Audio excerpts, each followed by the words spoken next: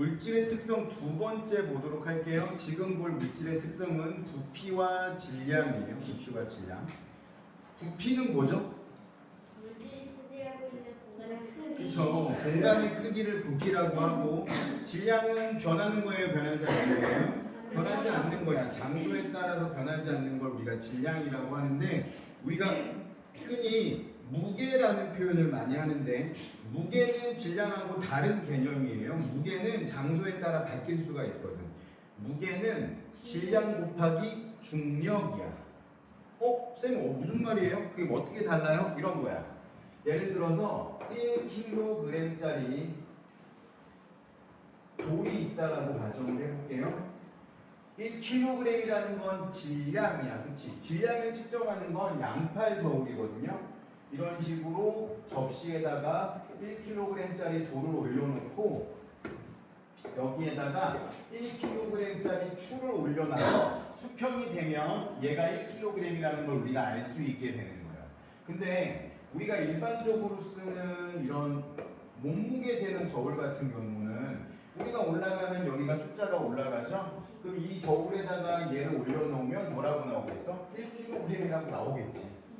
근데 이거는 정확하게 얘 질량을 측정하는 게 아니라 무게를 측정하는 건데 곱하기 9.8을 해야 되는데 요거를 빼고 보여주는 거야. 그래서 무게라는 건 중력을 곱해줘야 돼요. 지구에서의 중력은 9.8을 곱해주면 되는데 이건 지구가 당기는 힘이야. 그러면 이 1kg짜리 돌을 달로 가져갔어. 6분의 1. 달로 가져가면 질량은 어떻게 돼요? 6분의 1을 따야 돼요. 아니요. 질량은 똑같이 1kg이에요. 질량은 변하지 않아. 근데 뭐가 변하는 거야? 무게. 무게가 변하는 거야. 그러면 그냥 9.8 계산하기 힘드니까 우리 10이라고 합시다. 10. 지구 중력은 10을 곱한다고 하면 얘 중력, 지구에서의 무게는 몇이에요? 10. 단위는 뉴턴이라고 해요. 10뉴턴이야. 근데 얘를 달에 가져가서 측정을 하면 이런 저울을 가져가서 달에서 측정을 하면 이렇게 똑같이 나오지 않을 거고 10이 아니라 곱하기 6분의 1 한 것만큼 나와야 돼. 그 얘기는 무슨 뜻이냐면 달의 무게가 지구 무게의 6분의 1이라는 뜻이에요. 질량이 많이 나가면 많이 나갈수록 질량도, 그 중력도 세지는 거거든. 달이 지구보다 6분의 1밖에 안 나가기 때문에 달에서의 무게가 더 적게 나오는 거지. 이거 증명할 수 있는 게 있는데 미국 사람들이 달에 갔다 왔죠. 1970년대에. 그 사람들이 갔다 왔는데 나사에서 공개하지 않았던 필름이 있었어. 작년에 공개했거든요. 그걸 봤더니 왜 나사에서 공개하지 않았는지 선생님 알 수 있을 것 같아요. 너무 촐랑거려. 이 사람이 너무 신나는 거야. 봐봐. 지구에서는 점프를 뛰면 어떻게 돼? 바로 떨어지지. 달에서는 점프를 뛰었더니 이렇게 떨어지는 거야. 너무 신나가지고 이 사람이 막 노래 부르면서 뛰어다니다가 대굴대굴 구르고 막 쌩 난리를 쳐. 나사에서 좀 창피했던 것 같아. 그래서 공개하지 않다가 작년에 공개를 했어. 음성까지 같이. 영상은 짤로 조금씩 나왔었거든. 뛰어다니는 영상은 나왔는데 음성까지 나온 건 작년에 처음 공개가 됐는데 확 노래 부르면서 혼자 뛰어다니다가 막 떼굴떼굴 구르고 자빠지고 그래. 근데 너무 재밌었을 것 같아. 누가 찍었어요? 그 다른 두 명이 갔으니까 두 명이 가서 한 사람이 뛰는 걸 다른 사람이 찍은 거고 그때 월면차라는 게 같이 갔었어. 타고 다녔었어. 그래서 암석도 채취하고 했었거든. 그래서 뛰어다니는 장면이 녹화가 됐는데 그거를 한동안 공개 안 해다가 되게 나중에 공개를 했었어. 찾아보세요. 유튜브에 나와요. 우리도 나중에 보면 우리 이제 조만간 달에 가겠지. 아르테미스 계획 2라는 걸 지금 하고 있어요. 그래서 한번 우리나라 다누리라는 위성이 달까지 갔다 왔어. 우리나라 다누리가 한 건 뭐냐면 달에 갈 건데 어디에 착륙할지 위치를 보고 오는 거야. 우리나라의 다누리 위성이, 탐사선이. 그리고 나서 이번에 미국에 있는 위성이 갔다 왔어. 갔다 왔는데 사람을 태운 채로 갔다 왔어. 달까지. 착륙은 하지 않고 다누리가 여기가 좋다라고 했는데 실제로 사람이 탄 위성이 가서 거기를 관측을 하고 여기가 정말 괜찮겠네 하고 다시 돌아왔어. 요번에 또 보내면 이제는 착륙을 할 거야. 그러면 70년대 착륙하고 그동안 안 했거든. 몇 년이나 지났어요? 50년이나 지났어. 50년 만에 달에 착륙을 하는 거지. 예전에 달에 갔던 영상 아직도 이거 거짓말이라고 주장하는 그런 사람들도 있기는 한데 쓸데없는 얘기인 거고요. 자, 그래서 질량이라는 건 달이나 지구나 변하지 않아. 변하는 건 뭐다? 무게다, 무게. 그러니까 그 우주인이 이렇게 점프했다 천천히 떨어지는 건 달이 잡아 끄는 힘이 지구에 잡아 끄는 힘의 6분의 1밖에 안 되니까 더 천천히 떨어지는 거야. 더 높게 점프 뛸 수도 있고 더 천천히 떨어지고. 그러니까 얼마나 재미있었겠어요, 그게. 뭐래 맞춰봐야 돼요? 나사 우진짤. 나사, 달, 뭐 이런 식으로 쳐보세요. 자, 근데 우리는 뭘 공부할 거냐면 부피를 측정하는 거하고 질량을 측정하는 게 다르죠. 질량을 측정하는 거는 뭐 전자적이나 밀접시적이나 양팔적이나 이런 걸로 측정을 할 건데 부피는 뭘로 측정해요? 눈금 실린더, 부피 플라스크, 피펫 이런 걸로 측정을 하거든요. 이게 부피 측정하는 눈금 실린더야. 여기에만 숫자들이 써 있어. 숫자들이 써 있는데 내가 액체의 부피를 측정한다라고 하면 여기다 넣어. 그러면 액체가 이렇게 찰방찰방하게 되겠죠? 흔들리지 않게 바닥에 고정한 다음에 여기를 눈으로 보는 거야. 그럼 생각을 해봐.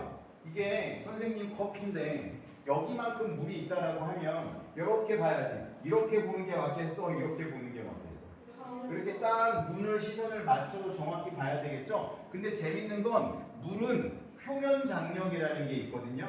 그래서 양쪽 끝이 이렇게 살짝 올라가 버려요. 그러면 보세요. 여기 올라간 거 1번, 가운데 2번, 이 평평한 수평면 3번 어디를 측정해야 될까요?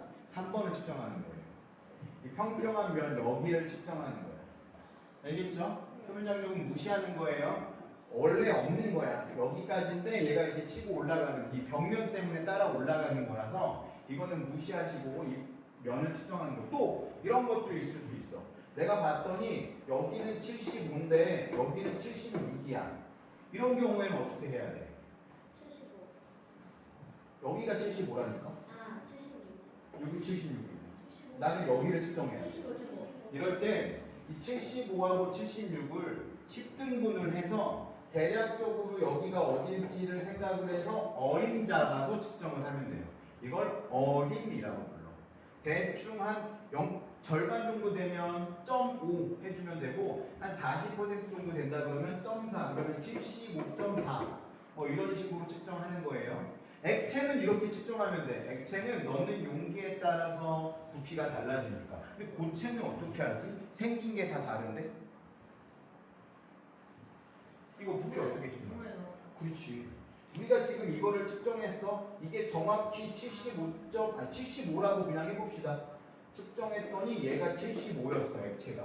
거기에다가 이거를 숭 하고 빠뜨렸더니 얘가 몇이 됐냐면 쓱 이만큼 올라가가지고 이만큼 들어갔더니 얘가 82가 됐어. 그러면 원래 75였는데 얘를 집어넣었더니 82가 된 거잖아. 그러면 얘 부피는 7 이렇게 볼 수 있는 거지. 그리고 부피의 단위는 어떤 게 있죠? 세제곱 센티미터. 세제곱 센티미터. 또 밀리리터, 리터 이런 게 있죠. 그리고 또 질량의 단위는 밀리그램, 그램, 킬로그램 이런 게 있죠. 그리고 요거 두 개는 같다라고 봐도 돼요. 세제곱 센티미터하고 밀리리터는 같은 수치야. 세제곱 센티미터라는 건 이런 거죠. 1cm, 1cm, 1cm인 정육면체의 부피. 이게 세제곱 센티미터죠. 얘는 뭐였다고요? 부피를 다루는 단위. 얘는 질량을 재는 단위.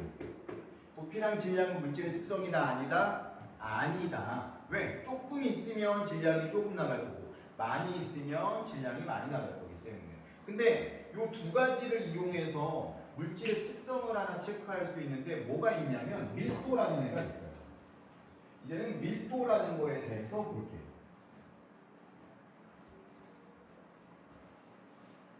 밀도는 선생님이 어떻게 알려주냐면 이렇게 알려줘요. 하트. 네. 하트를 지나가는 뚫고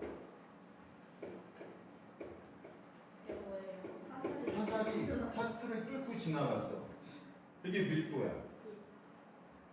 왜 이렇게 쓰냐면요. 밀도는 부피분의 질량이거든요. 부피가 영어로 볼륨이야. 볼륨분의 질량, 매스. 그래서 하트를 자른 것처럼 생겼잖아. 이 외우기 쉽겠죠? 이러면 부피분의 질량. 영어할까 이렇게? 하트를 뚫고 지나갔어. 부피분의 질량. 이게 밀도야. 그러니까 밀도라는 건 뭐냐면 똑같은 크기일 때, 똑같은 부피일 때 얼마나 무거운지를 물어보는 게 밀도인 거야. 그럼 밀도 우리 일상생활에서 쓰는 게 뭐가 있냐면 밀도가 큰 거는 가라앉을까요? 뜰까요? 가라앉아요. 예를 들어서 선생님이 여기에다가 물을 받아놨어. 물을 받아놨는데 컵이 있는데 여기에다가 세 가지를 넣을 거예요. 돌, 물, 스티로폼으로 만든 공 세 가지를 넣을 거야. 뭐를 먼저 넣어도 상관없어. 공을 먼저 넣을 거야. 그럼 공이 이렇게 됐다가 물을 넣으면 어떻게 되겠어? 물이 이렇게 되면 공이 이렇게 떠오르겠죠? 그 다음에 돌을 넣으면 어떻게 되겠어? 돌은 여기 가라앉겠지. 여기서 알 수 있는 사실 밀도가 큰 거는 가라앉는다. 그쵸? 돌이 제일 밀도가 크니까 가라앉는 거고 이 스티로폼 공은 밀도가 작으니까 떠오르는 거고 물은 이 둘의 사이의 밀도를 갖고 있게 되는 거죠. 우리 지구과학 할 때 배웠던 건데 지구는 어떻게 구성되어 있죠? 핵, 멘틀, 지각. 이 중에서 밀도가 제일 큰 애가 누구겠어 그러면? 핵. 그러니까 가운데 뭉쳐 있는 거야. 가라앉은 거야. 그 다음에 멘틀. 지각이 제일 가벼우니까 떠 있는 거야. 이해가 됐죠? 지구도 이렇게 만들어진 거야. 지구가 처음 만들어질 때 엄청나게 행성들이 막 부딪히고 떨어지고 해갖고 완전 마그마의 바다가 됐었어. 너무 뜨거워서 완전 녹아 있었다고. 그랬더니 무거운 철이나 니켈 같은 애들이 가라앉아서 핵을 만든 거고 가벼운 애들이 떠올라서 멘틀이 된 거야. 그리고 나서 멘틀의 껍질 부분에 있던 것들이 식어서 지각이 된 거고. 그러고 나서 온도가 더 낮아져. 온도가 더 낮아져서 100도보다 낮아지니까 이제 비가 내리기 시작하고 그 비들이 모여서 뭐가 돼? 바다가 만들어지고 바다에서 뭐가 만들어졌어? 생명이 만들어지고 진화가 일어나게 된 거죠. 됐죠? 밀도가 큰 건 가라앉는다. 그러면 이거는 뭐 액체도 마찬가지거든요. 액체도 밀도가 큰 게 가라앉아. 뭐 볼 수 있냐면 물하고 기름하고 같이 두면 어떻게 돼요? 기름이 위에 뜨지. 그러면 물이 밀도가 큰 거야? 기름이 밀도가 큰 거야? 물이 밀도가 큰 거야. 그러니까 물이 가라앉는 거고. 선생님 전을 되게 좋아하거든요. 전 먹을 때 간장하고 기름을 섞어. 참기름하고 놓으면 어떻게 돼? 참기름이 밑에 깔리고 간장이 위에 가, 간장이 밑에 깔리고 참기름이 위에 가. 아니야. 간장이 밑에 깔리고 참기름이 위에 간단 말이야. 간장이 더 밀도가 커서 그래서 잘 섞지 않으면 참기름만 찍어서 먹게 돼. 슬쩍 찍으면 푹 담갔다가 빼야지 간장이 묻어. 밀도가 간장이 더 크기 때문에 이런 식으로 섞일 수도 있다라는 거지. 기체는 어때요? 기체? 액체나 고체에 비해서 기체는 밀도가 굉장히 작겠지. 왜냐하면 부피가 엄청 크니까. 우리가 열을 가해서 물이 수증기가 되면 부피가 엄청 커진다고 하잖아. 부피가 커지면 똑같은 질량인데 부피가 커지면 밀도는 작아질 수밖에 없겠네. 그렇죠? 그래서 기체는 일반적으로 액체나 고체에 비해서 부피가 엄청 커져요. 그러면 이렇게 생각해 보면 되겠지. 대부분의 물질은 고체일 때 밀도가 제일 커. 왜? 고체일 때 제일 작으니까. 액체가 되면 조금 커져가지고 밀도가 작아지는데 기체가 되면 부피가 엄청 커지니까 밀도가 엄청 작아지는 거야. 근데 그렇지 않은 물질이 하나가 있어. 딱 물. 물은 액체보다 고체가 부피가 더 커. 이건 물의 독특한 특징이야. 그래서 어쩌면 생명체가 살 수 있는 건지도 몰라. 이런 커다란 호수가 있다라고 가정해 봅시다. 여기에 우리 하나, 둘, 셋, 넷, 다섯, 6명이 살고 있어요. 커다란 호수에. 뭐 이렇게 생긴 애도 있을 거고, 뭐 이렇게 생긴 애도 있을 거고, 뭐 이렇게 생긴 애도 있을 거예요. 막 이렇게 생긴 애도 있고, 이렇게 생긴 애도 있어. 저 개할래요. 어? 저 개할래요. 그래 개. 해파리, 오징어, 오징어 다리가 4개밖에 없네. 얘네가 뜯어먹었을 거야.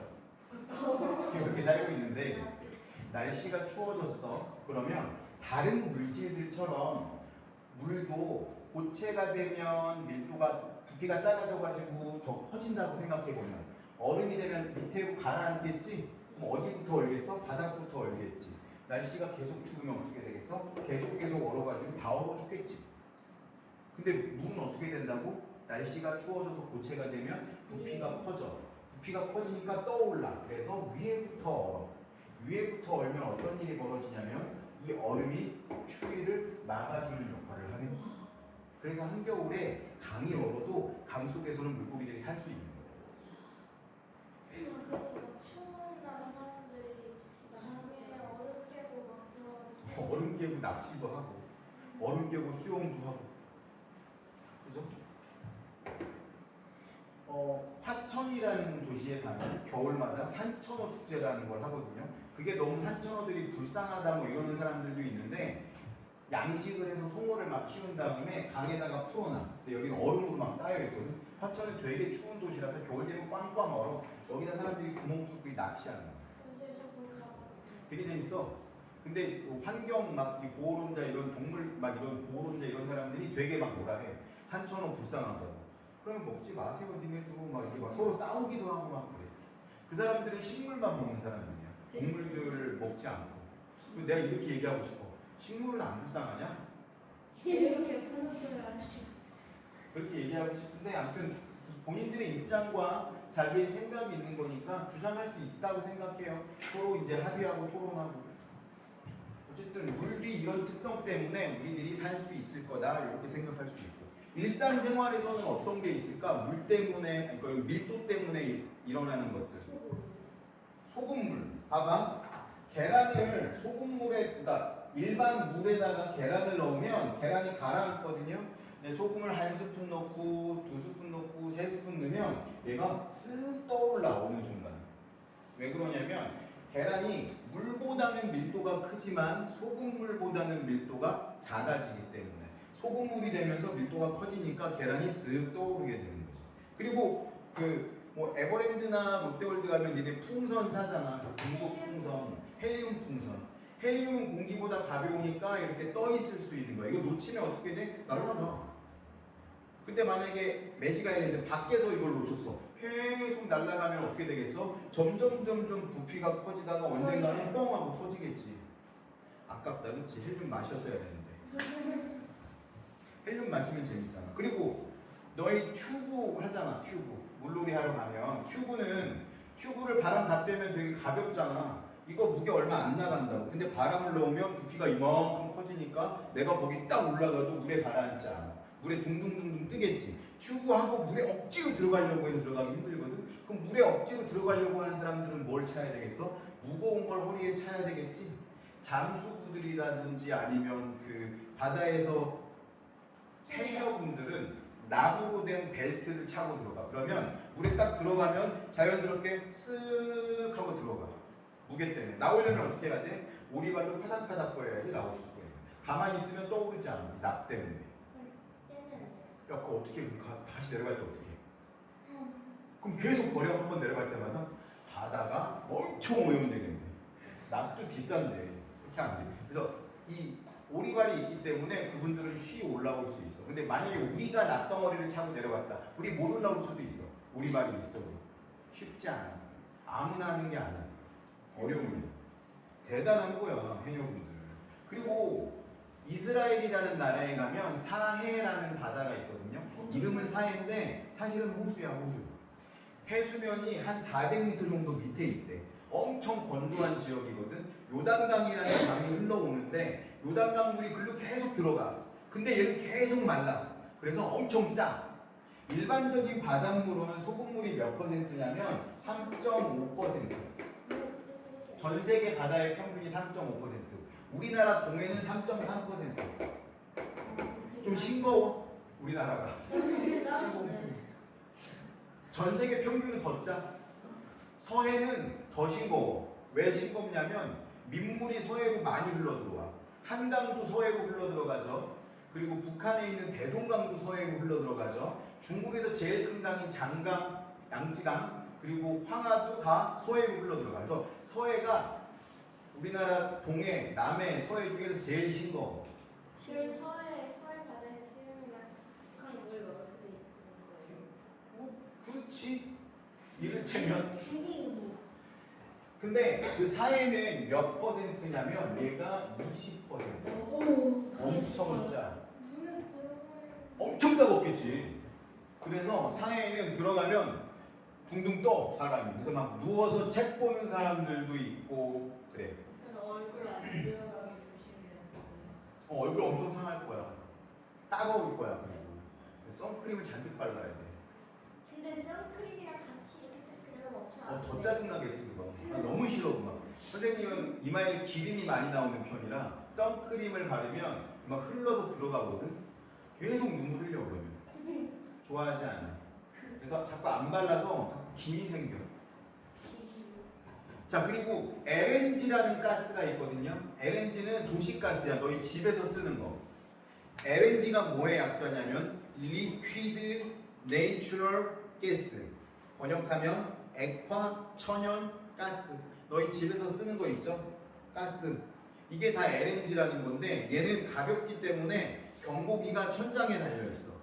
가스가 새면 얘가 삑삑삑삑 거리는 게 천장에 있어. 왜냐면 올라가거든. 밀도가 작아서. 근데 이거랑 비슷한데 옆에 LPG라는 게 있어요. LPG 너네 집에 있어? 너네 집에 가스통 이렇게 있어? 큰 거? 1.5m짜리? 그냥 봤는데 부탄가스 말고. 그냥 봤어요. 어디선가 영화에서. LPG는 어디에서 쓰냐면 도시가스가 들어가지 않는 시골에. 도시가스가 들어오지 않아도 가스레인지 쓸 거 아니야, 그렇죠? 가스통이 있어. 한 요만한 허리 정도까지 오는 이런 은색 가스통이 있는데 이런데 LPG라는 게 들어있는. 얘는 뭐냐면 리퀴드 프로페인 가스야. 프로판 가스라고 하지. 우리가 쓰는 부탄가스 있죠? 그거는 요만한 조그만 거, 팔뚝만한 거. 이거는 얘보다 조금 더 무거운 애야. 부탄가스도 밀도가 커서 가라앉아. 걔랑 비슷한 애라고 생각하면 돼. 프로페인 가스, 부탄가스. 부탄가스? 부탄가스는 화재 경보기가 없죠. 그냥 휴대용이니까. LPG는 화재 경보기가 아래에 있어. 그래서 만약에 시골 할머니 댁에 갔는데 가스를 쓰고 있으면 어딘가 그런 통이 있을 거야. 그러면 싱크대 밑에 쪽에 이런 화재 경보기가 아니라 가스 누출 경보기가 달려 있을 거야. 그 다음에 우리가 해야 될 거는 용해와 용액인데요. 이거는 요 밑에 나와 있긴 한데 선생님이 따로 적어줄 테니까 17쪽 그 밑에 부분에다가 좀 적으세요. 요 순서로 할 거야.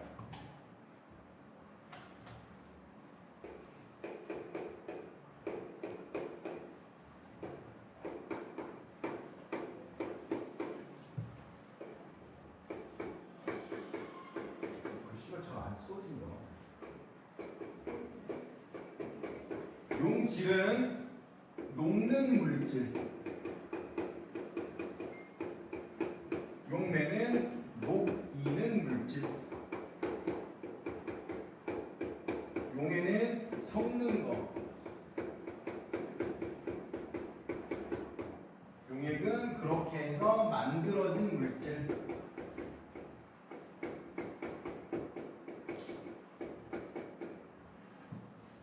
자, 용질을 볼게요. 예를 들어 녹는 게 소금이라고 한번 가정해 봅시다. 소금을 어디다 녹일 거야? 물에다 녹일 거야. 그러면 물이 용매가 되고요. 용에는 물과 소금을 섞는 과정인 거고, 그렇게 해서 뭐가 만들어져요? 소금물이 만들어지네. 용질이 설탕이면 설탕물인 거고, 그쵸? 구분할 수 있겠죠? 용질은 뭐예요?